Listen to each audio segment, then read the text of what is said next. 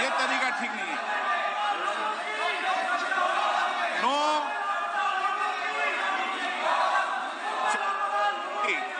राज्यपाल अभिभाषण पर चर्चा होगी। नो तरीका। Honorable Speaker, I present the budget for 25-26. This budget continues our government's efforts to A. Accelerate growth, B. Secure inclusive development, C. Invigorate private sector investments, D. Uplift household sentiments, and E.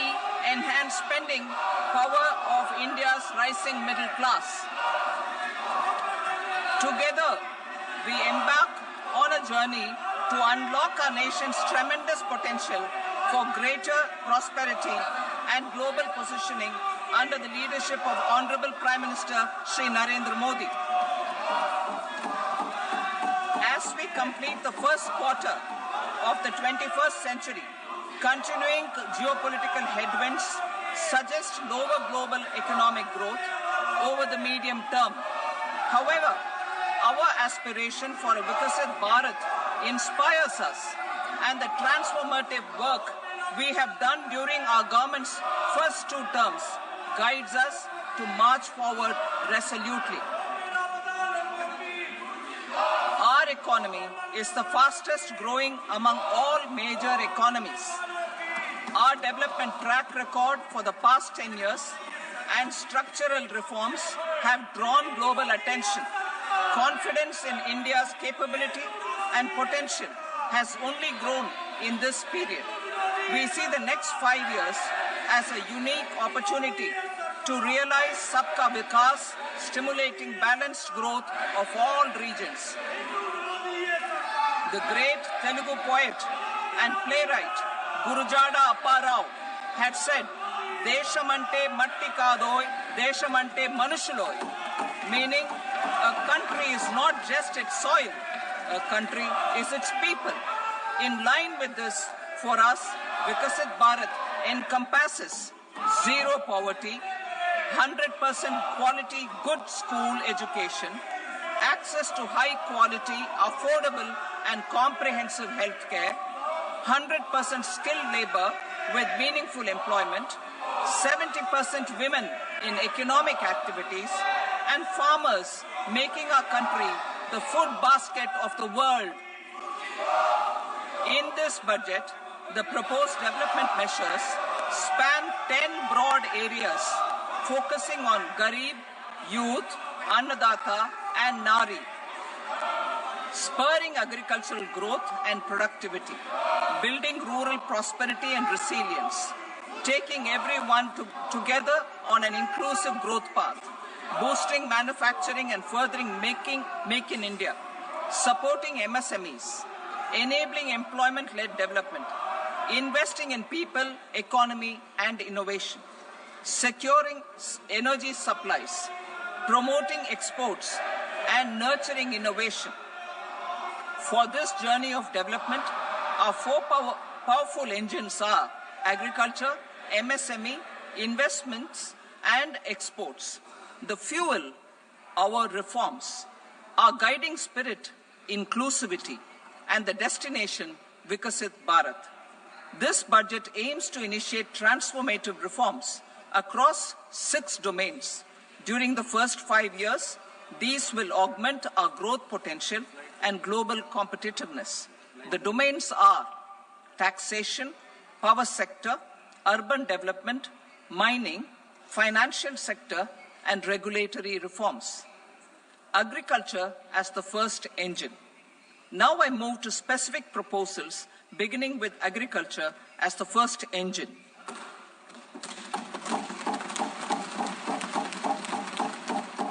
Prime Minister Dhan Dhanya Krishi Yojana, developing agri-districts program. Motivated by the success of the aspirational district Dhan Dhanya Krishi Yojana in partnership with states, through the convergence of existing schemes and specialized measures, the program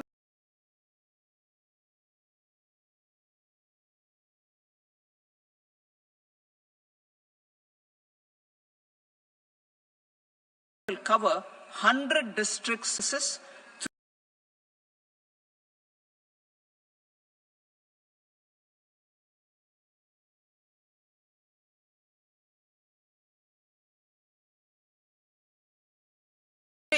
augment post-harvest tool, 4. Improve irrigation facilities, and 5.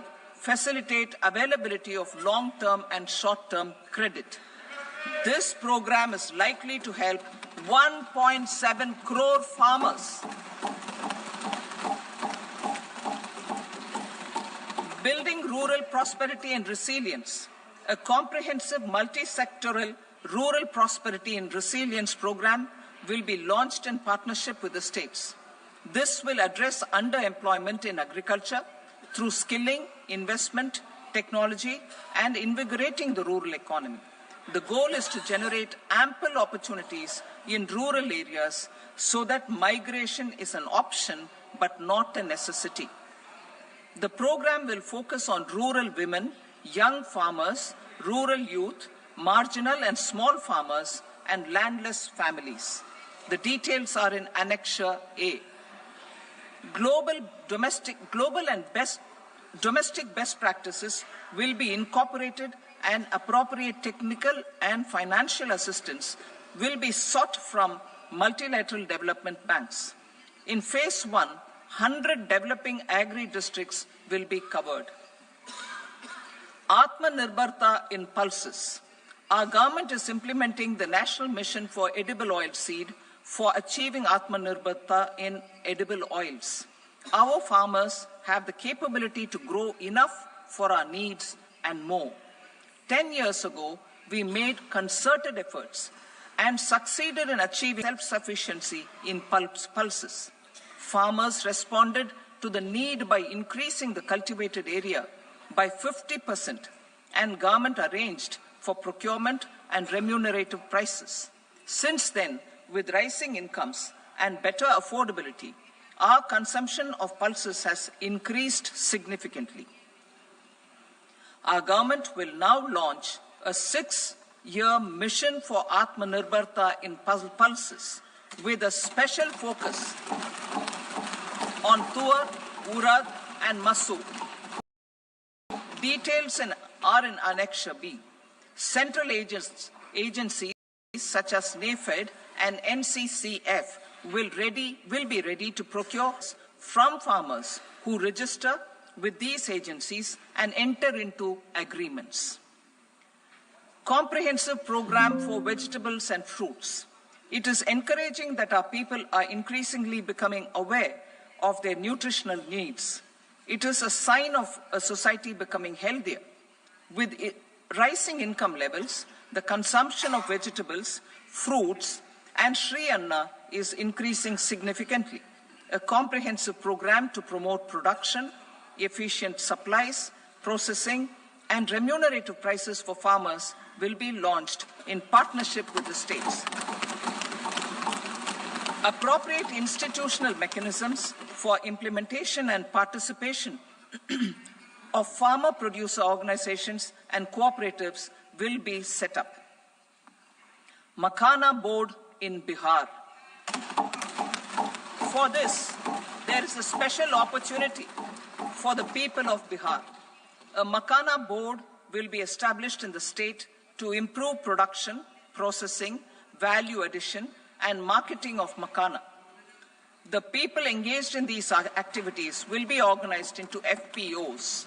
The board will provide hand-holding and training support to Makhana farmers and will also work to ensure they receive the benefits of all relevant government schemes. A national mission on high-yielding seeds will be launched, aimed at 1. Strengthening research ecosystem, 2. Targeted development and propagation of seeds with high yield, pest resistance, and climate resilience, and 3. Commercial availability of more than 100 seed varieties released since July 2024. India ranks second largest globally in fish production and aquaculture. Seafood exports are valued at 60,000 crore rupees. To unlock the untapped potential of the marine sector, our government will bring in an enabling framework for sustainable harnessing of fisheries from Indian exclusive economic zone and high seas, with a special focus on the Andaman and Nicobar and Lakshadweep Islands. For the benefit of lakhs of cotton growing farmers, I am pleased to announce a mission for cotton productivity. This 5-year mission will facilitate significant improvements in productivity and sustainability of cotton farming and promote extra long staple cotton varieties. The best of science and technology support will be provided to farmers. Aligned with our integrated 5F vision for the textile sector, this will help in increasing incomes of the farmers and ensure a steady supply of quality cotton for rejuvenating India's traditional textile sector. Kisan credit cards facilitate short-term loans for 7.7 crore farmers, fishermen, and dairy farmers. The loan limit under modified interest subvention scheme will be enhanced from 3 lakh rupees to 5 lakh rupees for loans taken through the KCC. For Atmanirbharta in urea production, our government had reopened 3 dormant urea plants in the eastern region. To further augment urea supply, a plant with annual capacity of 12.7 lakh metric tons will be set up at Namrup in Assam.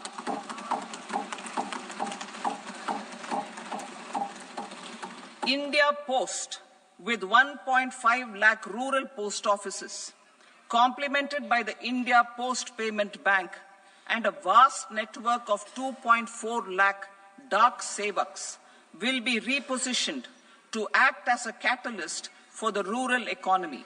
Details are at Annexure C. India Post will also be transformed as a large public logistics organization. This will meet the rising needs of Vishwakarmas, new entrepreneurs, women, self-help groups, MSMEs, and the large business organizations. Our government will provide support to NCDC for its lending operations for the cooperative sector. MSMEs as the second engine. Now I move to MSMEs as the second engine, which encompasses manufacturing and services with a focus on MSMEs numbering 5.7 crores.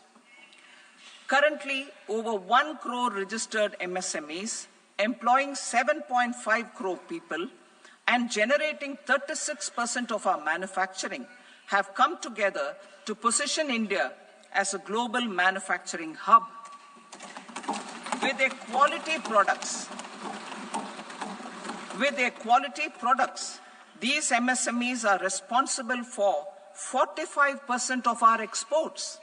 To help them achieve higher efficiencies of scale, technological upgradation, and better access to capital, the investment and turnover limits for classification of all MSMEs will be enhanced to 2.5 and 2 times respectively. This will give them the confidence to grow and generate employment for our youth. The details are given in Annexure D. To improve access to credit, the credit guarantee cover will be enhanced. First, for micro and small enterprises from 5 crore to 10 crore rupees, leading to additional credit of 1.5 lakh crores in the next 5 years. Second, for startups from 10 crore rupees to 20 crore rupees, with the guarantee fee being moderated to 1% for loans in 27 focus sectors which are important for Atmanirbhar Bharat. And for well-run exporter MSMEs, for term loans up to 20 crore rupees. Also for the micro enterprises, we will introduce customized credit cards with a 5 lakh rupee limit for micro enterprises registered on Udyam portal. In the first year, 10 lakh such cards will be issued. Fund of funds for startups. The alternate investment fund, AIFs, for startups have received commitments of more than 91,000 crores rupees. These are supported by the fund of funds set up with the Government of India's contribution of 10,000 crore rupees. Now, a new fund of funds with expanded scope and a fresh contribution of another 10,000 crore rupees will be set up. A new scheme will be launched for 5 lakh women, scheduled castes and scheduled tribes, first-time entrepreneurs. This will provide term loans up to 2 crore rupees during the next 5 years. The scheme will incorporate lessons from the successful Stand Up India scheme. Online capacity building for entrepreneurship and managerial skills will also be organized. Measures for labor-intensive sectors. To promote employment and entrepreneurship opportunities in labor-intensive sectors, our government will undertake specific policy and facilitation measures. To enhance the productivity, quality, and competitiveness of India's footwear and leather sector, a focused product scheme will be implemented. The scheme will support design capacity, component manufacturing, and machinery required for production of non-leather quality footwear, besides the support for leather footwear and products. The scheme is expected to facilitate employment for 22 lakh persons, generate over 4 lakh crore rupees, and exports of over 1.1 lakh crore rupees. Measures for the toys sector. Building on the National Action Plan for Toys, we will implement a scheme to make India a global hub for toys. The scheme will focus on development of clusters, skills, and a manufacturing ecosystem that will create high-quality, unique, innovative, and sustainable toys that will represent the Made in India brand. Support for food processing. In line with our commitment towards Purvodaya, we will establish a National Institute of Food Technology, Entrepreneurship and Management in Bihar. The institute will provide a strong fillip to food processing activities in the entire eastern region. This will result in 1. Enhanced income for the farmers through value addition to their produce, and 2. Skilling entrepreneurship and employment opportunities for the youth. Manufacturing mission, furthering Make in India. Our government will set up a national manufacturing mission covering small, medium, and large industries for furthering Make in India by providing policy support, execution roadmaps, governance, and monitoring framework for central ministries and states. Details are in Annexure E. Given our commitment to climate-friendly development, the mission will also support clean tech manufacturing. This will aim to improve domestic value addition and build our ecosystem for solar PV cells, EV batteries, motors and controllers, electrolyzers, wind turbines, very high voltage transmission equipment, and grid-scale batteries. Investment as the third engine. Now I move to investment as the third engine, which encompasses investing in people, investing in the economy, and investing in innovation. Investing in people. Saksham Anganwadi and Poshan 2.0. Saksham Anganwadi and Poshan 2.0 program provides nutritional support to more than 8 crore children, 1 crore pregnant women and lactating mothers all over the country, and about 20 lakh adolescent girls in aspirational districts and the Northeast region. The cost norms for these nutritional support will be enhanced appropriately. Atal Tinkering Labs. 50,000 Atal Tinkering Labs will be set up in government schools in the next 5 years to cultivate the spirit of curiosity and innovation and foster a scientific temper among young minds. Broadband connectivity to government secondary schools and PHCs. Broadband connectivity will be provided to all government secondary schools and primary health centers in rural areas under the BharatNet project. Bharatiya Bhasha Pustak Scheme. We propose to implement a Bharatiya Bhasha Pustak scheme to provide digital form Indian language books for schools and for higher education.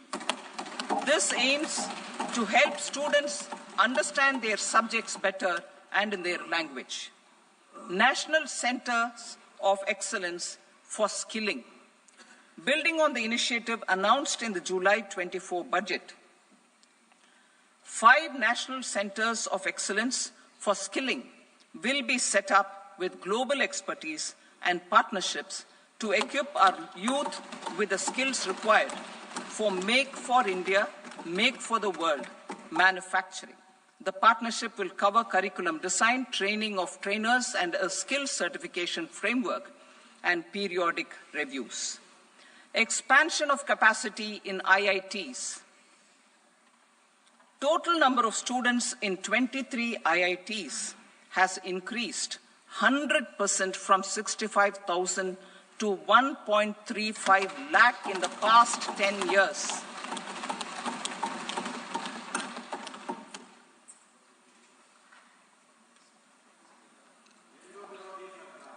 Additional infrastructure will be created in the 5 IITs started after 2014 to facilitate education for 6,500 more students.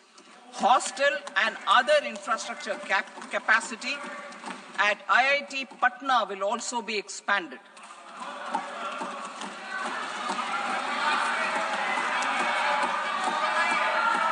Center of Excellence.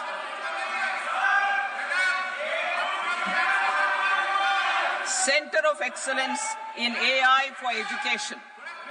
I had announced 3 centers of excellence in artificial intelligence for agriculture, health, and sustainable cities in 2023. Now a center of excellence in artificial intelligence for education will be set up with a total outlay of 500 crores. Expansion of medical education.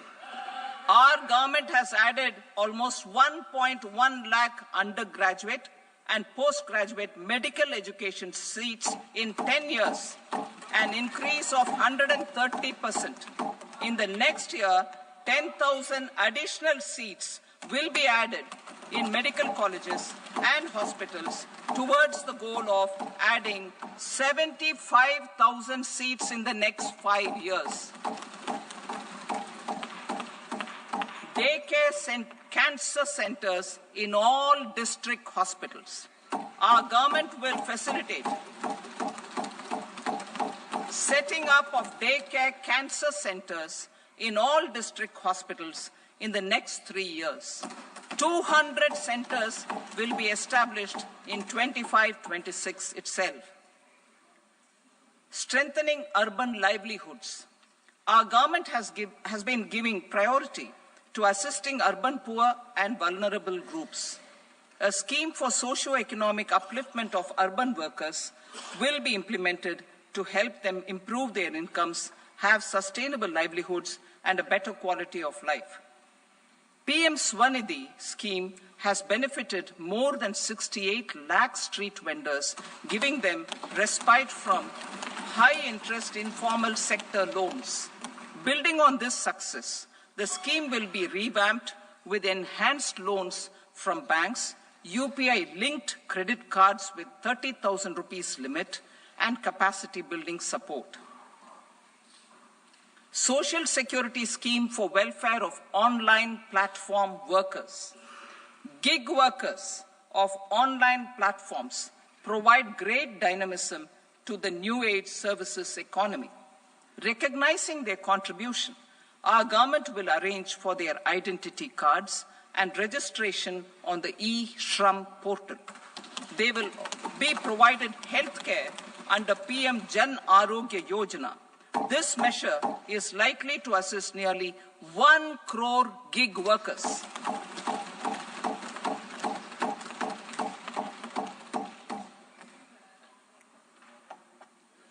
Investing in the economy.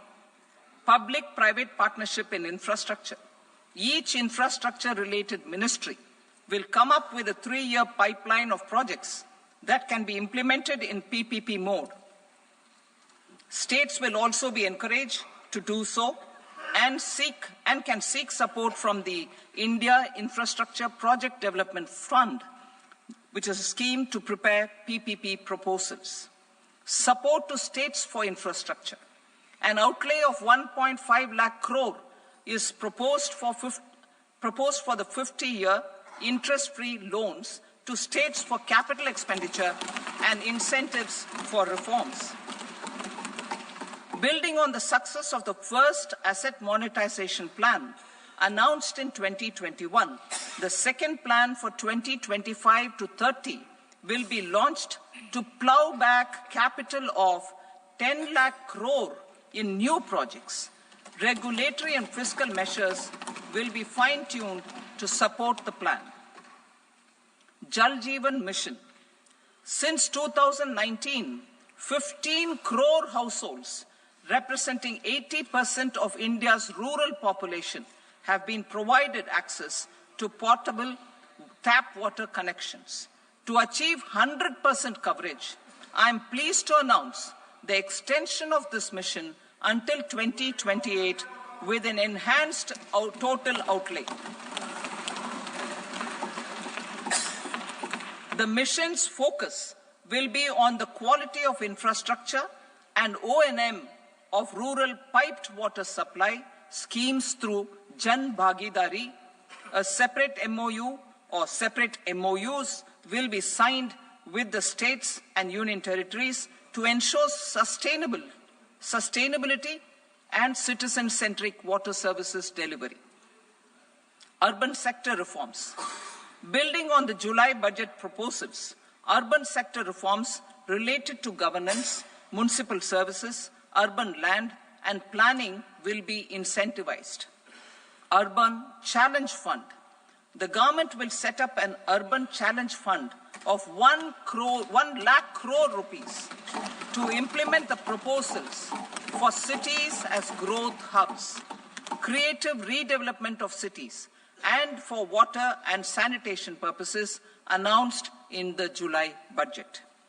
This fund will finance up to 25% of the cost of bankable projects, with a stipulation that at least 50% of the cost is funded from bonds, bank loans, and PPPs. An allocation of 10,000 crore is proposed in 2025-26. Power sector reforms. We will incentivize electricity distribution reforms and augmentation of intra-state transmission capacity by states. This will improve financial health and capacity of electricity companies. Additional borrowing of 0.5% of GSDP will be allowed to states contingent on these reforms. Nuclear energy mission for Vikasit Bharat. Development of at least 100 gigawatt of nuclear energy by 2047 is essential for our energy transition efforts. For an active partnership with the private sector towards this goal, amendments to the Atomic Energy Act and the Civil Liability for Nuclear Damage Act will be taken up. A nuclear energy mission for research and development of small modular reactors with an outlay of 20,000 crore will be set up. At least 5 indigenously developed small modular reactors will be operationalized by 2033. Shipbuilding. The shipbuilding financial assistance policy will be revamped to address cost disadvantages. This will also include credit notes for shipbreaking in Indian yards to promote the circular economy. Large ships above a specified size will be included in the infrastructure harmonized master list. Shipbuilding clusters will be facilitated to increase the range, categories, and capacity of ships. This will include additional infrastructure, facilities, skilling, and technology to develop the entire ecosystem. Maritime Development Fund. For long-term financing for the maritime industry, a Maritime Development Fund with a corpus of 25,000 crore rupees will be set up. This will be for distributed support and promoting competition.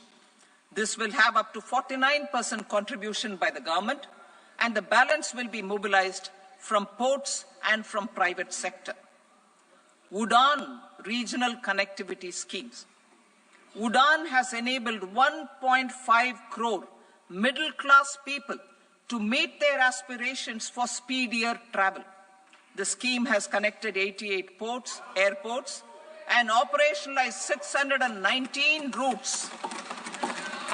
Inspired by that success, a modified UDAN scheme will be launched to enhance regional connectivity to 120 new destinations and carry 4 crore passengers in the next 10 years.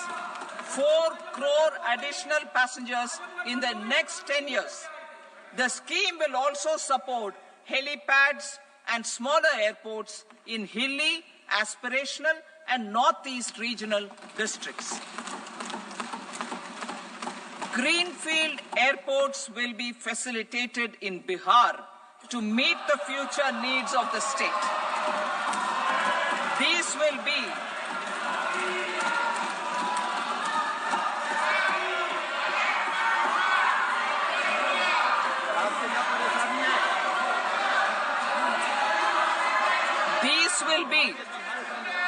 These will be in addition to the expansion of the capacity of Patna Airport and a brownfield airport in Beta.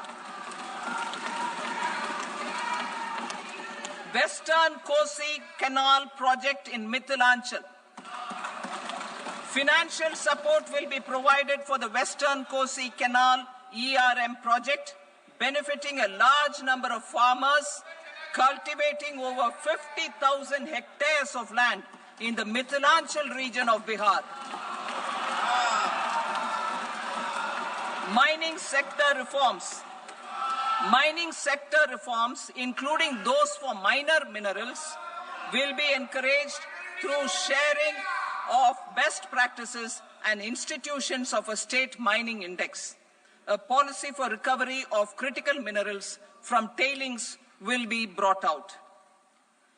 Under the special window for affordable and mid-income housing, SWAMI, 50,000 dwelling units in stressed housing projects have been completed and keys handed over to home buyers. Another 40,000 units will be completed in 2025, further helping middle-class families who were paying EMIs on loans taken for apartments while also paying rent for their current dwellings. Building on this success, SWAMI Fund 2 will be established as a blended finance facility with contribution from the government, banks, and private investors. This fund of 15,000 crore rupees will aim for expeditious completion of another 1 lakh units. PM Gati Shakti data for private sector. For furthering PPPs and assisting the private sector, in project planning, access to relevant data and maps from the PM Gati Shakti portal will be provided. Tourism for employment-led growth. Top 50 tourist destination sites in the country will be developed in partnership with states through a challenge mode. Land for building key infrastructure will have to be provided by the states. Hotels in these destinations will be included in the infrastructure harmonized list. The following measures will be taken for facilitating employment-led growth. Organizing intensive skill development programs for our youth, including in institutes of hospitality management. Providing mudra loans for homestays. Improving ease of travel and connectivity to tourist destinations. Providing performance-linked incentives to states for effective destination management, including tourist amenities, cleanliness, and marketing efforts. And introducing streamlined e-visa facilities along with visa fee waivers for certain tourist groups. Continuing with the emphasis on places of spiritual and religious significance, in the July budget, there will be a special focus on destinations related to the life and times of Lord Buddha. Medical tourism and heal in India. Medical tourism and heal in India will be promoted in partnership with the private sector along with capacity building and easier visa norms. Investing in innovation. To implement private sector-driven research, development and innovation initiatives announced in the July budget, I am now allocating 20,000 crore rupees for this purpose. A deep tech fund of funds will also be explored to catalyze the next generation startups as a part of this initiative.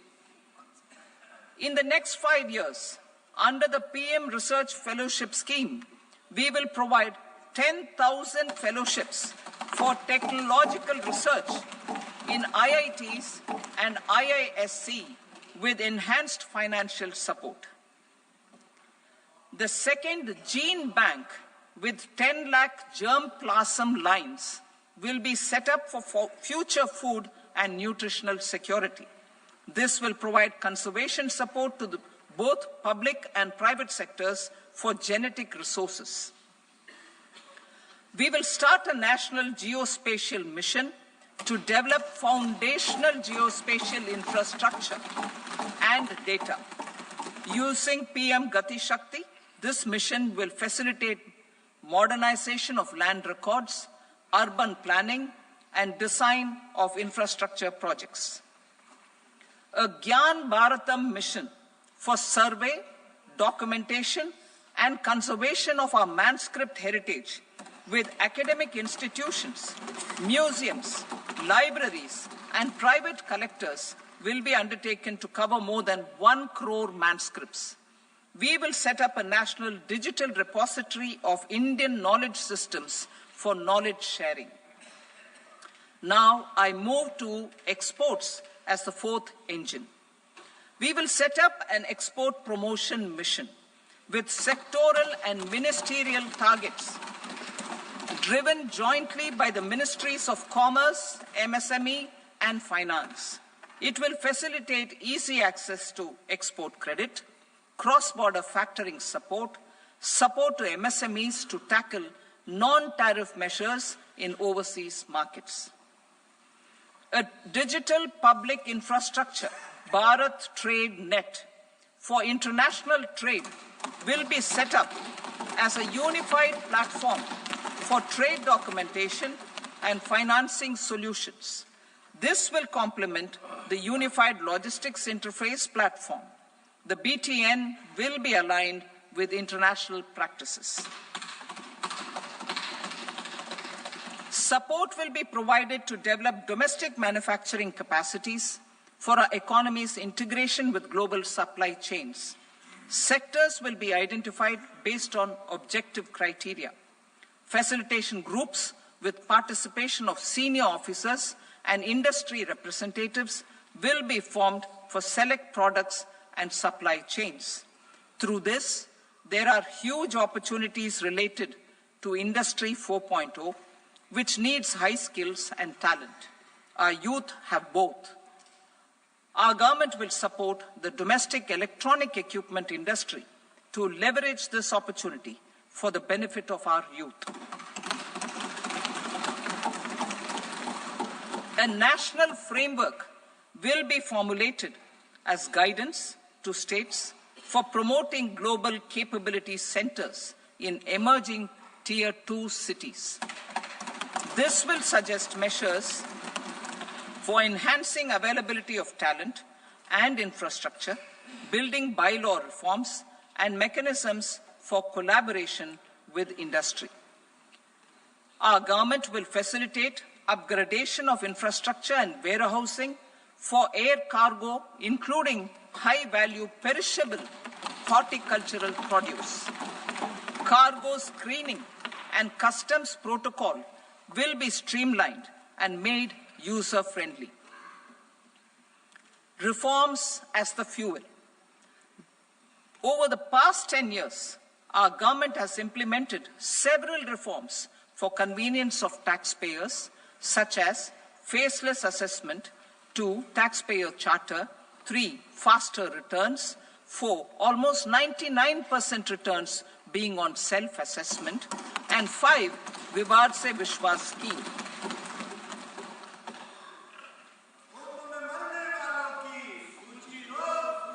Continuing these efforts, I reaffirm the commitment of the Tax Department to trust first, scrutinize later.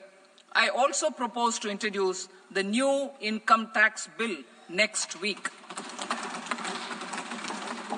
I will detail the indirect tax reforms and changes in direct taxes in Part B. Financial sector reforms. The FDI limit for the insurance sector will be raised from 74 to 100%. This enhanced limit will be available for those companies which invest the entire premium in India. The current guardrails and conditionalities associated with foreign investment will be reviewed and simplified. The services of India Post Payment Bank will be deepened and expanded in rural areas. NABFID will set up a partial credit enhancement facility for corporate bonds for infrastructure.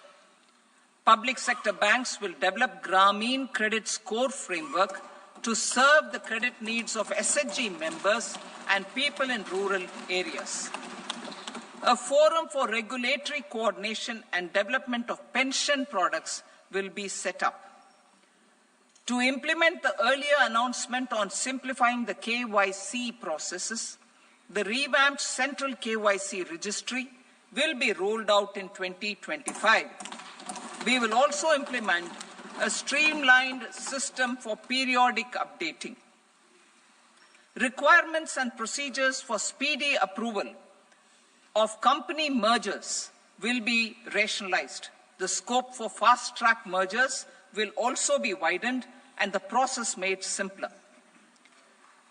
As proposed in the interim budget, we signed bilateral investment treaties with 2 countries in 2024 to encourage sustained foreign investment, and in the spirit of First Develop India, the current model BIT will be revamped and made more investor-friendly. In the last 10 years, in several aspects, including financial and non-financial, our government has demonstrated a steadfast commitment to ease of doing business. We are determined to ensure that our regulations must keep up with technological innovations and global policy developments. A light-touch regulatory framework based on principles and trust will unleash productivity and employment. Through this framework, we will update regulations that were made under old laws. To develop this modern, flexible, people-friendly, and trust-based regulatory framework appropriate for the 21st century, I propose 4 specific measures. A high-level committee for regulatory reforms will be set up for a review of all non-financial sector regulations, certifications, licenses, and permissions. The committee will be expected to make recommendations within a year. The objective is to strengthen trust-based economic governance and take transformational measures to enhance ease of doing business, especially in matters of inspection and compliances. States will be encouraged to join in this endeavor. An investment friendliness index of states will be launched in 2025 to further the spirit of competitive, cooperative federalism.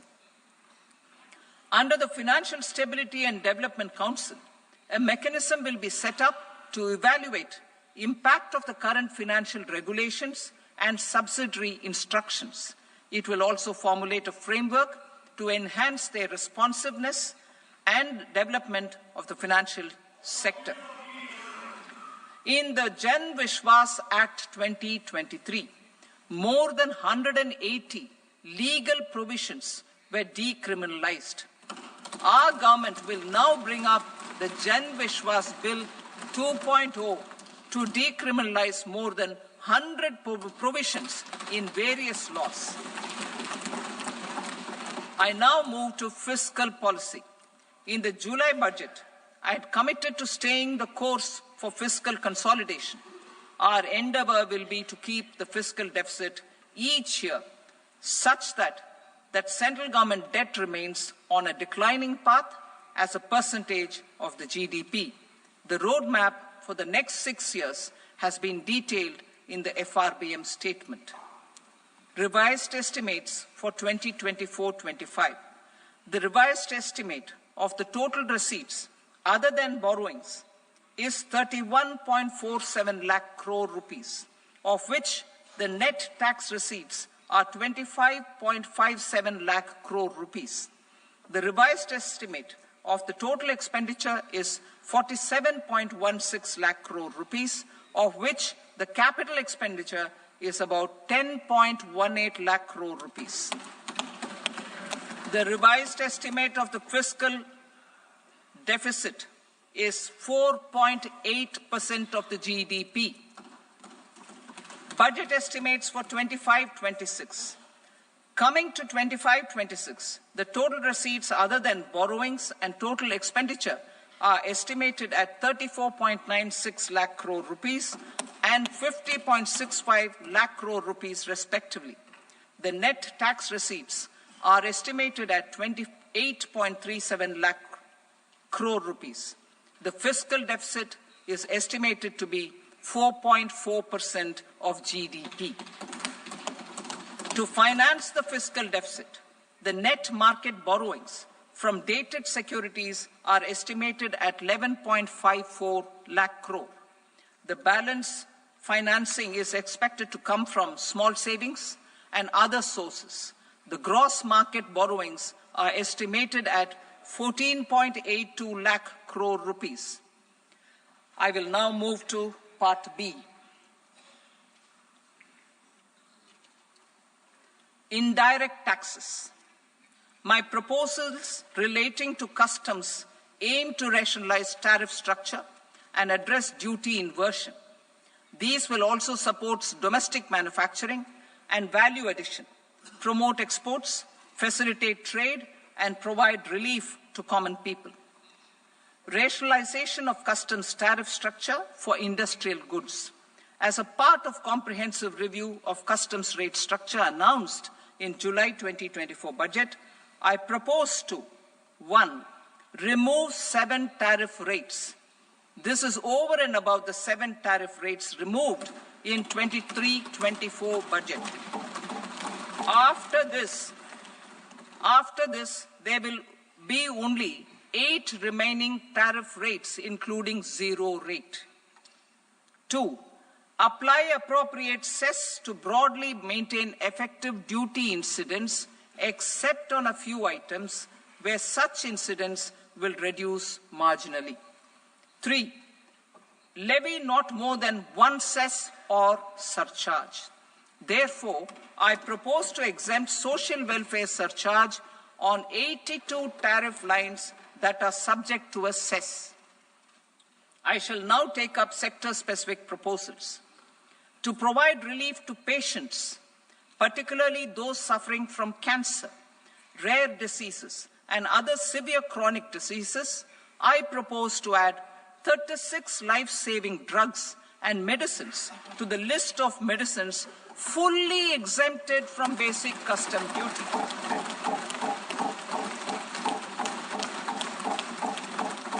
I also propose to add 6 life-saving medicines to the list attracting concessional custom duty of 5%.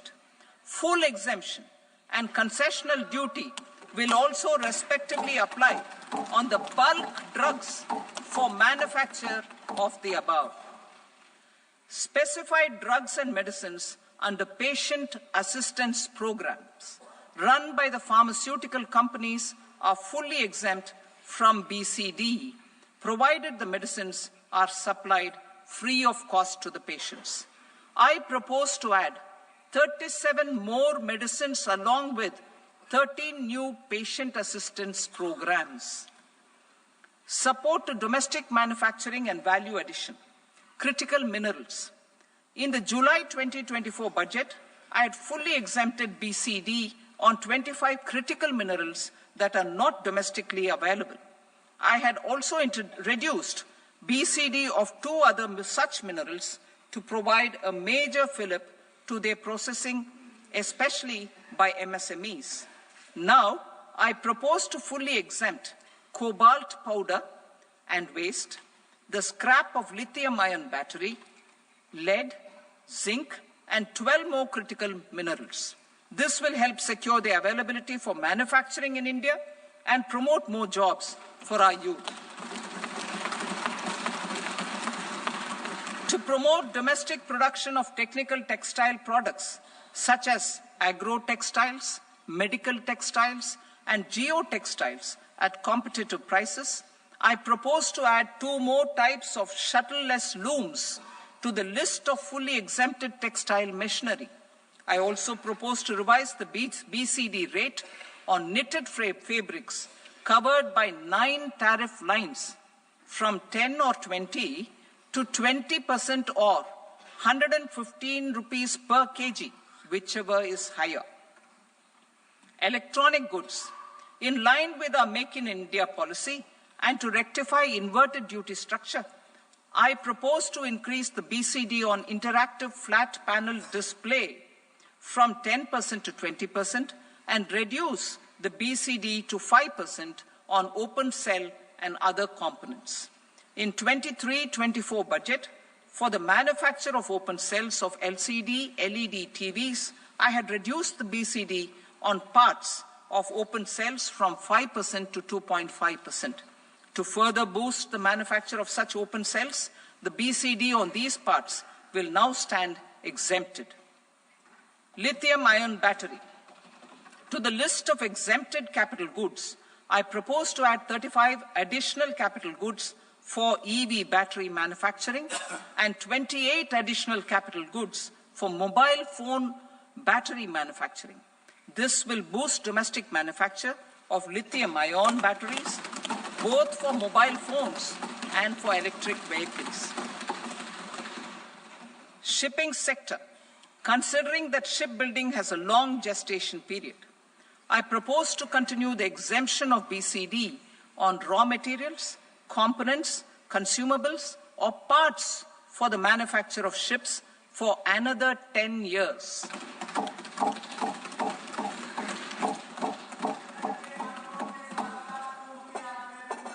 I also propose the same dispensation for shipbreaking to make it more competitive. Telecommunication. To prevent classification disputes, I propose to reduce the BCD from 20% to 10% on carrier-grade Ethernet switches to make it at par with non-carrier-grade Ethernet switches. Export promotion. To facilitate exports of handicrafts, I propose to extend the time period for export from 6 months to 1 year, further extendable by another 3 months if required. I also propose to add 9 items to the list of duty-free inputs. Leather sector. I propose to fully exempt BCD on wet blue leather to facilitate imports for domestic value addition and employment. I also propose to exempt crust leather from 20% export duty to facilitate exports by small tanners. Marine products. To enhance India's competitiveness in the global seafood market, I propose to reduce BCD from 30% to 5% on frozen fish paste, surimi, for manufacture and export of its analog products. I also propose to reduce BCD from 15% to 5% on fish hydrolysates for manufacture of fish and shrimp feed. In July 2024 budget, to promote development of domestic MROs for aircraft and ships, I had extended the time limit for export of foreign origin goods that were imported for repairs from 6 months to 1 year and further extendable by 1 year. I now propose to extend the same dispensation for railway goods. Time limit for provisional assessment. Presently, the Customs Act 1962 does not provide any time limit to finalize provisional assessments, leading to uncertainty and cost to trade. As a measure of promoting ease of doing business, I propose to fix a time limit of 2 years, extendable by a year, for finalizing the provisional assessment. I propose to introduce a new provision that will enable importers or exporters, after clearance of goods, to voluntarily declare material facts and pay duty with interest but without penalty. This will incentivize voluntary compliance. However, this will not apply in cases where department has already initiated audit or investigation proceedings. For industry to better plan their imports, I propose to extend the time limit for the end use of imported inputs in the relevant rules from 6 months to 1 year. This will provide operational flexibility in view of cost and uncertainty of supply. Further, such importers will now have to file only quarterly statements instead of a monthly statement.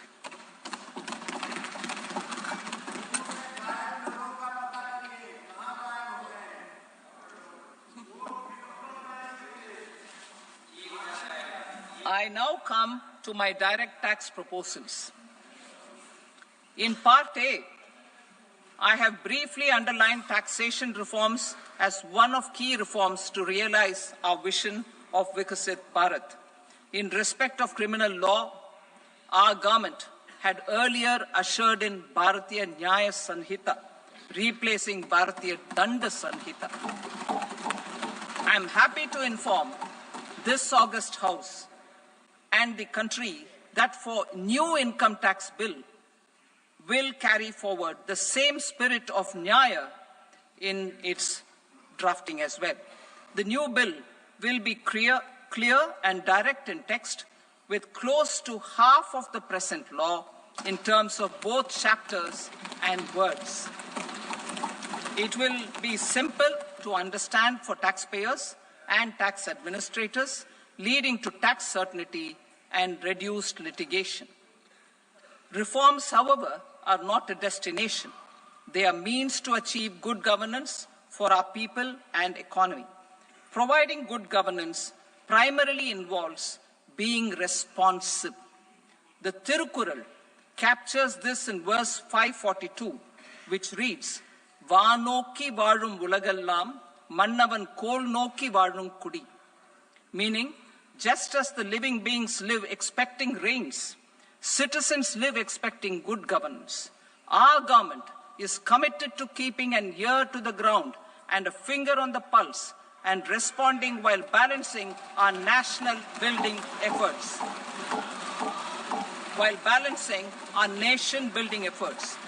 The following measures will detail just how our government will, under the guidance of PM Modi, has taken steps to understand and address.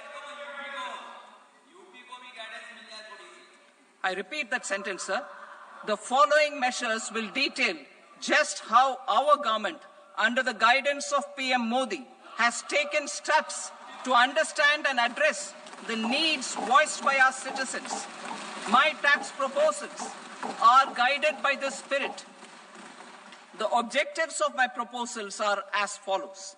Personal income tax reforms with special focus on middle class.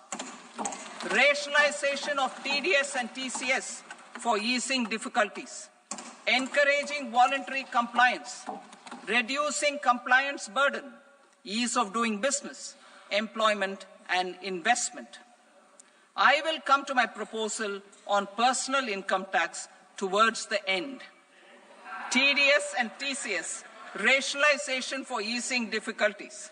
I propose to rationalize tax deduction at source, TDS, by reducing the number of rates and thresholds above which TDS is deducted. Further, threshold amounts for tax deduction will be increased for better clarity and uniformity. The limit for tax deduction on interest for senior citizens is being doubled from the present 50,000 rupees to 1 lakh rupees.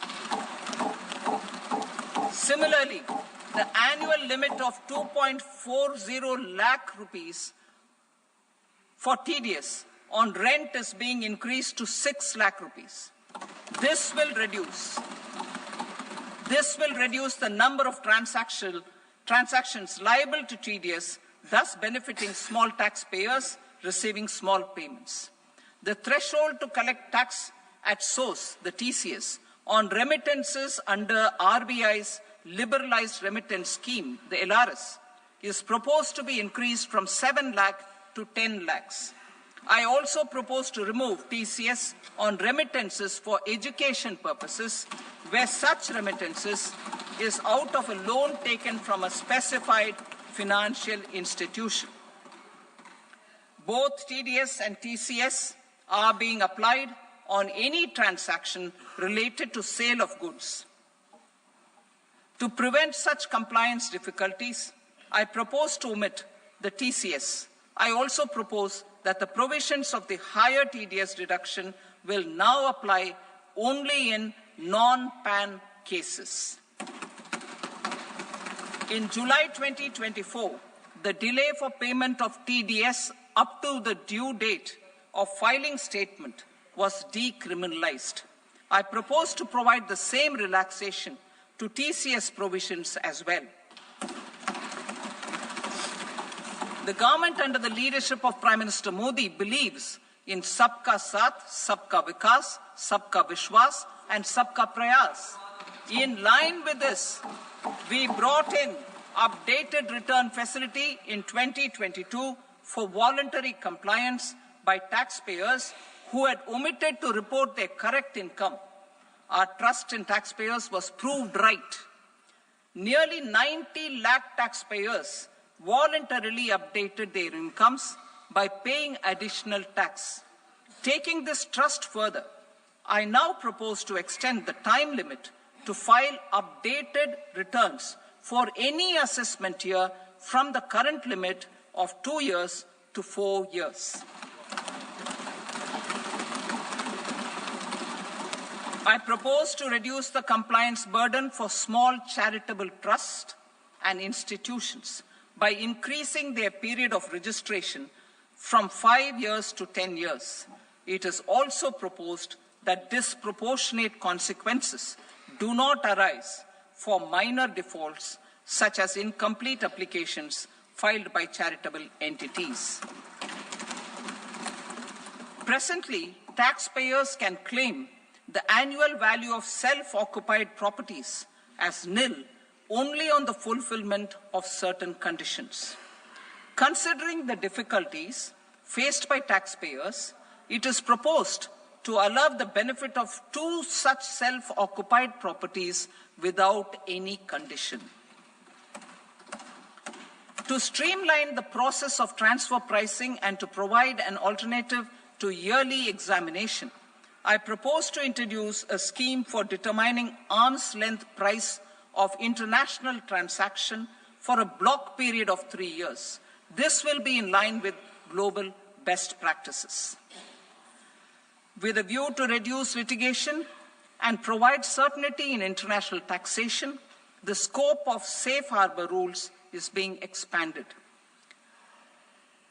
A number of senior and very senior citizens have very old national savings scheme accounts. As interest is no longer payable on such accounts, I propose to exempt withdrawals made from NSS by individuals on or after 29th August 2024. I am also proposing to allow similar treatment to NPS Vatsalya accounts as is available to normal NPS accounts subject to overall limits. In my speech in July 2024, I had promised that all processes, including giving effect to appellate orders, shall be digitalized and made paperless over the next 2 years. So I'm happy to announce that digitalization is being made operational now. In July 2024, we brought in the Vivad Se Vishwas scheme to resolve income tax disputes pending in appeal. The scheme has received a great response, with nearly 33,000 taxpayers having availed of the scheme to settle their disputes. I have a few proposals to promote investment and employment. It is proposed to provide a presumptive taxation regime for non-residents who provide services to a resident company that is establishing or operating an electronics manufacturing facility. I further propose to introduce a safe harbor for tax certainty for non-residents who store components for supply to specified electronics manufacturing units. Presently, the tonnage tax scheme is available only to sea-going ships. The benefits of existing tonnage tax scheme are proposed to be extended to inland vessels registered under the Indian Vessels Act 2021 to promote inland water transport in the country. Extension for incorporation of startups. We continue to support the Indian startup ecosystem. I propose to extend the period of incorporation by 5 years to allow the benefit available to startups which are incorporated before 1/4/2030. In order to attract and promote additional activities in the IFSC, I am inter alia proposing specific benefits to ship leasing units, insurance offices, and treasury centers of global companies which are set up in IFSC. Further, to claim benefits, the cutoff date for commencement in IFSC has also been extended by 5 years to 31/3/2030.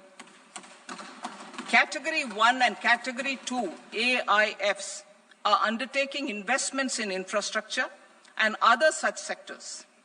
I propose to provide certainty of taxation to these entities on the gains from securities, to promote funding from sovereign wealth funds and pension funds to the infrastructure sector. I propose to extend the date of making an investment by 5 more years up to 31st March 2030.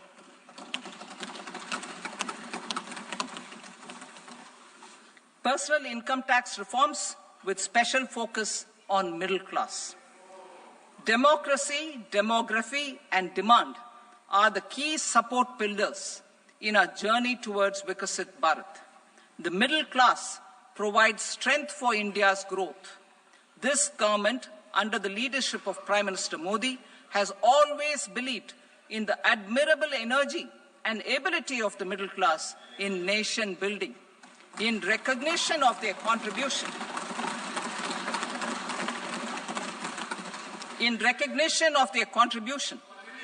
we have periodically reduced their tax burden.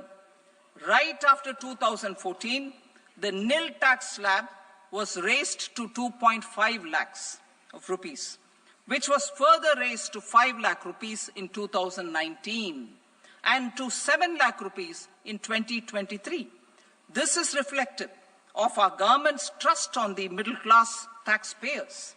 I am now happy to announce that there will be no income tax payable up to income of 12 lakh rupees.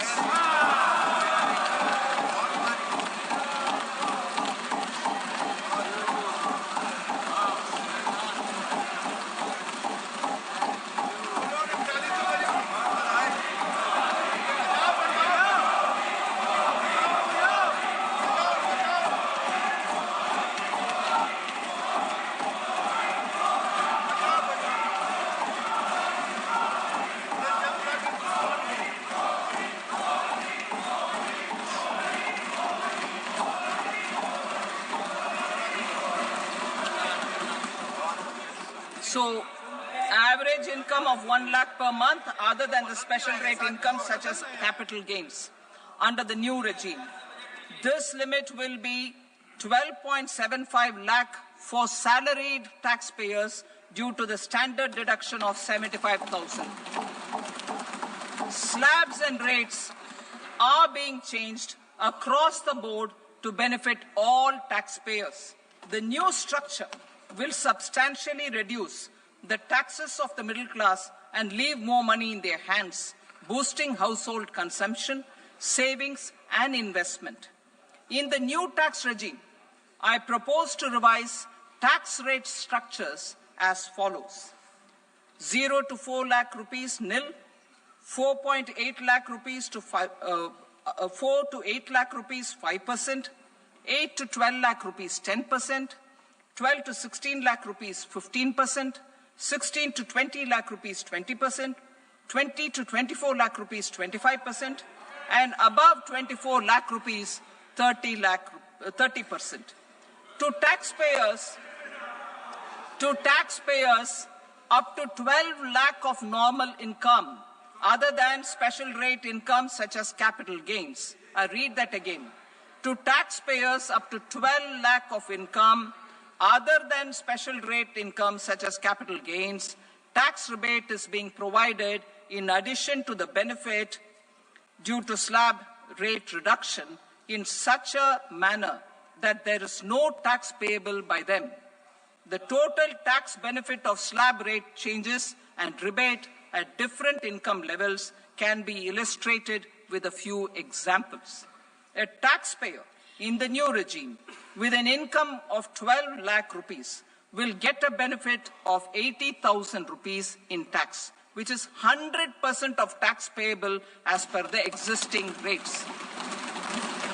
A person having income of 18 lakh rupees will get a benefit of 70,000 rupees in tax. That is 30% of tax payable as per existing rates. A person with an income of 25 lakh gets a benefit of 1,10,000 rupees. That is 25% of his tax payable as per existing rates. Details of my tax proposals are given in the annexure. As a result of these proposals, Honorable Speaker, sir, revenue of about 1 lakh crore in direct taxes and 2,600 crores in indirect taxes will be foregone. Mr. Speaker, sir, with this, I commend the budget to this august House.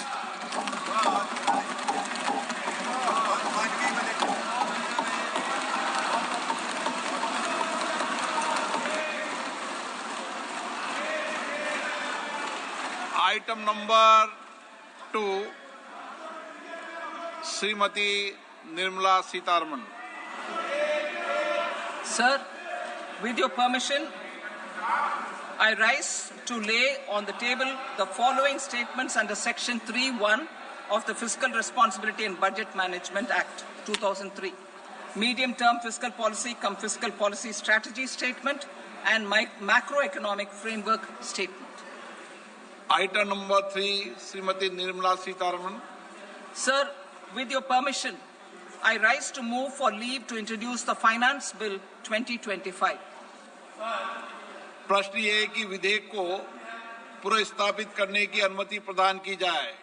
जो सदस्य इसके पक्ष में हाँ कहें, जो सदस्य विरोध में ना कहें। मेरे विचार में निर्णय हाँ वालों के पक्ष में हुआ, हाँ वालों के पक्ष में अनुमति प्रदान की जाती है। माननीय मंत्री जी अब विधेयक को पुनर्स्थापित करें। Sir, I introduce the bill. Thank you. सभा की कार्रवाई सोमवार दिनांक 3 फरवरी 2025 को प्राप्त 11 बजे तक के लिए स्थगित की जाती है।